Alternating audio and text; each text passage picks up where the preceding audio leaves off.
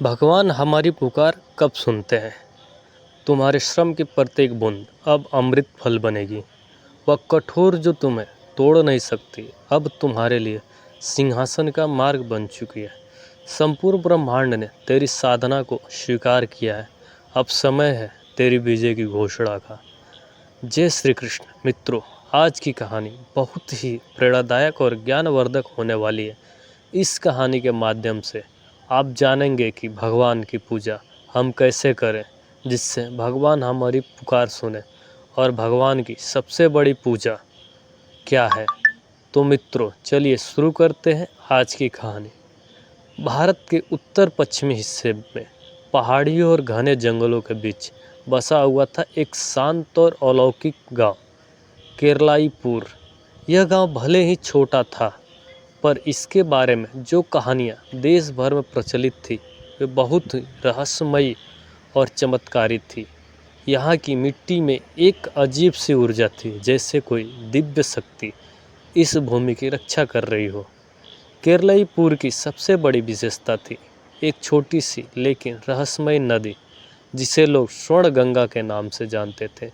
यह नदी बाकी नदियों की तरह विशाल नहीं थी, ना ही इसमें विशाल जल प्रवाह था, परंतु जो बात इसे विशेष बनाती थी वह थी इसकी रेत की चमक और आध्यात्मिक शक्तियाँ।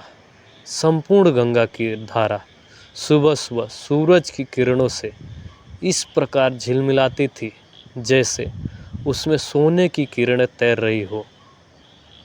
उसका जल इतना निर्मल था कि उसमें देखने पर आसमान और आत्मा दोनों दिखाई देते थे।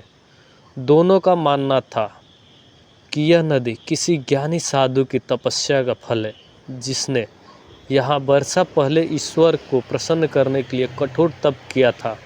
गांव के बुजुर्ग कहते थे इस नदी में केवल वही डुबकी समर्थ होती है जिसकी आत्मा निर्मल हो। यहाँ की रेत में सोना नहीं, आशीर्वाद है। यहाँ मांगने से नहीं, समर्पण से मिलता है। स्वर्ण गंगा के तट पर एक प्राचीन पीपल का पेड़ भी था, जिसकी जड़ें नदी की ओर झुकी थीं। यह पेड़ गांव वालों के लिए पूजनीय था। लोग वहां दीपक जलाते थे, फूल चढ़ाते और बैठकर ध्यान करते थे। केरलाईपुर की बुजुर्ग महिला अक्सर बच्चों को रात में कहानियां सुनाई करती थी।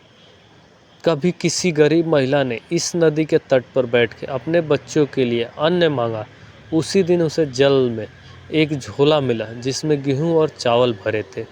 किसी समय एक राजा की सेना ने गांव पर चढ़ाई की, पर जैसे ही वे नदी पार करने लगे, नदी का जल अपने आप उफान मारने लगा और सेना को पीछे हटना पड़ा। एक कहानी यह थी कि स्वयं भगवान श्री विष्णु ने एक वृद्धा का रूप धारण कर किसी सच्चे भक्त को दर्शन दिए थे। इन कहानी में कितनी सच्चाई है यह तो कोई नहीं जानता था, लेकिन गांव वालों का विश्वास इतना गहरा था कि हर संकट की घड़ी में वे इस नदी के पास ही समाधान ढूंढने आते। स्वर्ण गंगा को लेकर लोगों में श्रद्धा के साथ साथ डर भी था। वे मानते थे कि यदि कोई व्यक्ति स्वार्थ में से, जल से या झूठे मन से यहाँ प्रार्थना करता है तो उसे नदी की नकारात्मक ऊर्जा का सामना करना पड़ता है। कभी कभी लोग कहते हैं कि उन्हें नदी के किनारे अजीब सी आवाज़ें सुनाई देती है, जैसे कोई पुकार रहे हो। किसी ने बताया कि उसने एक रहस्यमयी महिला को नदी में उतरते और फिर गायब होते देखा, पर यह सब बातें समय के साथ धुंधली हो जाती है, क्योंकि नदी का शांत प्रभाव जैसे सब कुछ अपने साथ बहा ले जाता। केरलाईपुरम के लोग साधारण जीवन जीते थे। खेती, गाय, भैंस और हाथ से बनी वस्तुएं उनका मुख्य व्यवसाय था, लेकिन उनके जीवन का केंद्र धार्मिकता और श्रद्धा था। चाहे कोई बच्चा पैदा हो या कोई अंतिम यात्रा निकले, स्वर्ण गंगा ही साक्षी बनती। हर पूर्णिमा को गांव के लोग नदी के किनारे एक होकर भजन कीर्तन करते और ईश्वर से सुख शांति की कामना करते। उस समय नदी के जल में जैसे दिव्यता उतर जाती। इसी पवित्र और रहस्यमयी वातावरण में एक दिन एक साधारण लेकिन सच्चा युवक हार्दिक अपने जीवन की सबसे बड़ी परीक्षा लेकर इस नदी के पास आया। वह नहीं जानता था कि उसकी विनम्रता प्रार्थना न केवल उसकी माँ की बीमारी को दूर करेगी, बल्कि वह स्वयं ही एक रहस्य का साक्षी बनेगा। हार्दिक बचपन से ही कर्मशील और सत्यनिष्ठ था। उसका परिवार छोटा था, केवल उसकी बीमार माँ और वह स्वयं। पिता का देहांत बचपन में ही हो गया था। माँ ने मजबूरी कर उसे बड़ा किया, लेकिन अब उम्र और बीमारी ने उन्हें साया पर डाल दिया। हार्दिक मेहनत करता था, लकड़ियाँ काटता, खेतों में मजदूरी करता और गांव के छोटे मोटे काम करके 2 वक्त की रोटी जुटाता। लेकिन माँ की बीमारी दिन प्रतिदिन गंभीर होती जा रही थी। गांव के वैद्य ने हाथ खड़े कर दिए।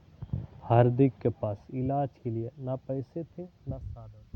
हर दिन माँ की करा और कम कपाती सांसें उसे तोड़ने लगी।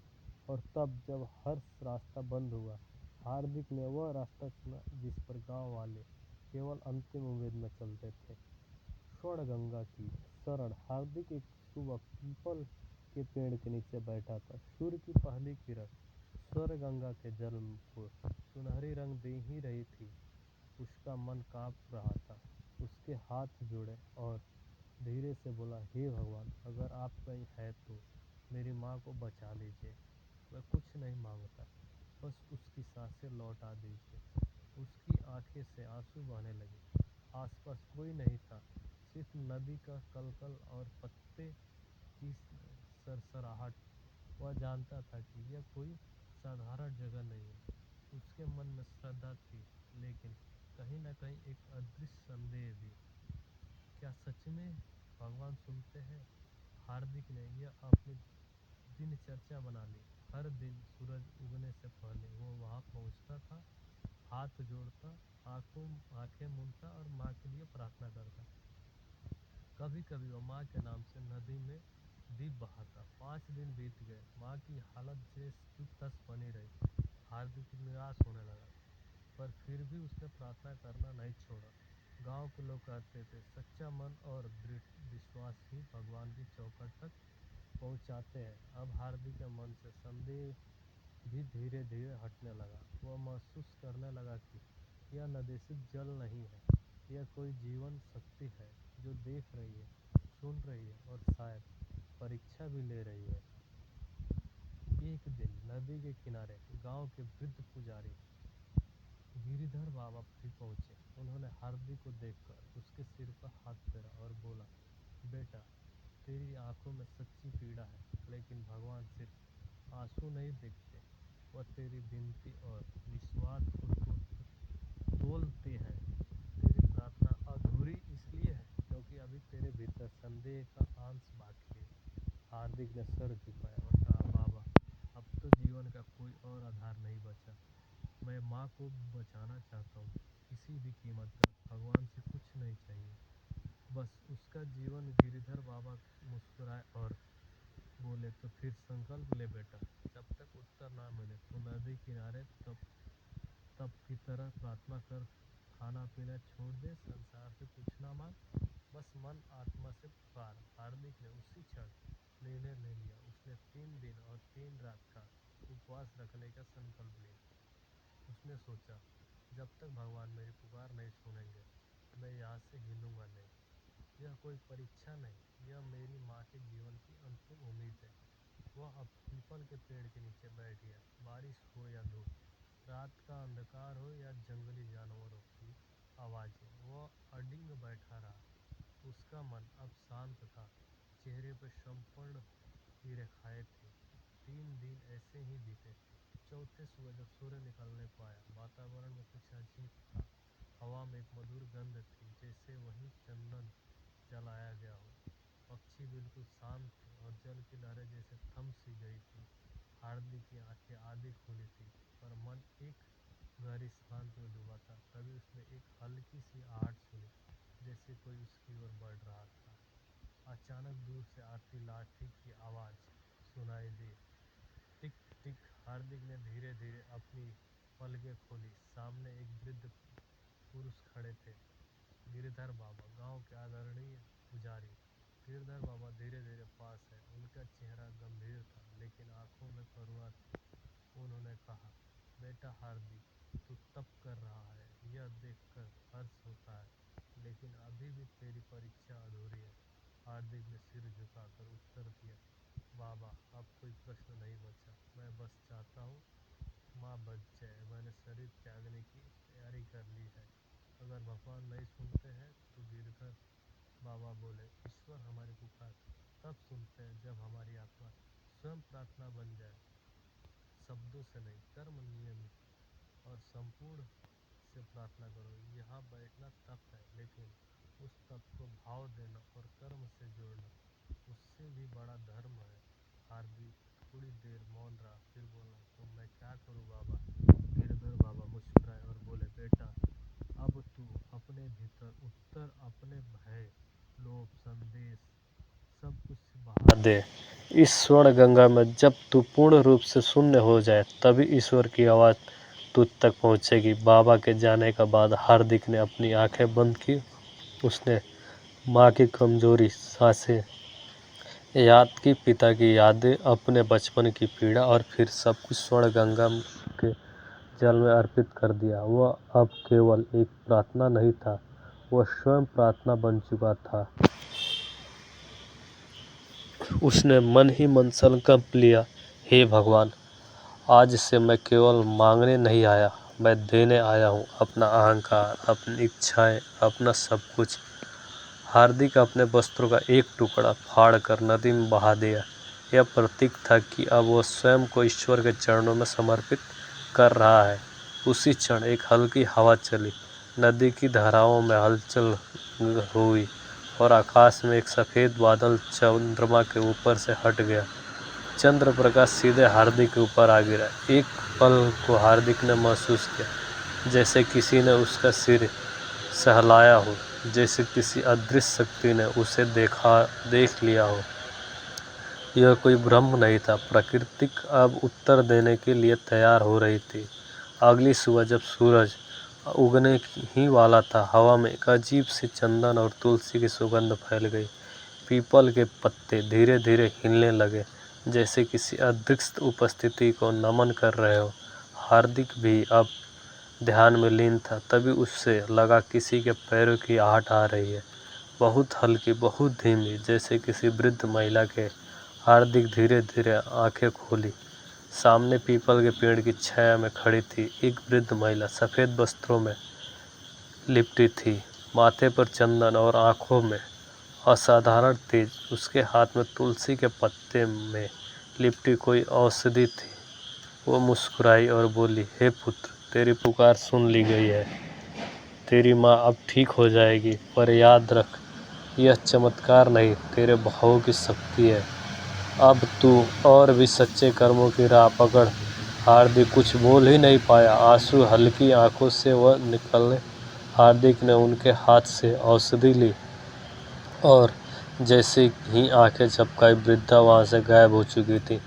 केवल तुलसी की खुशबू और शांत नदी की लहरें छिपे रह गई थी। क्या वो स्वयं माँ भगवती थी या भगवान का कोई रूप? यह रहस्य हमेशा रहस्य ही रहा, लेकिन हार्दिक को विश्वास हो चुका था, भगवान सुनते हैं, लेकिन तब जब हम बोलना बंद कर दे और आत्मा से पुकारे। हार्दिक जैसे नदी से जगा हो, उसे औषधि को सीने से लगाया और तेजी से अपने घर की ओर दौड़ा।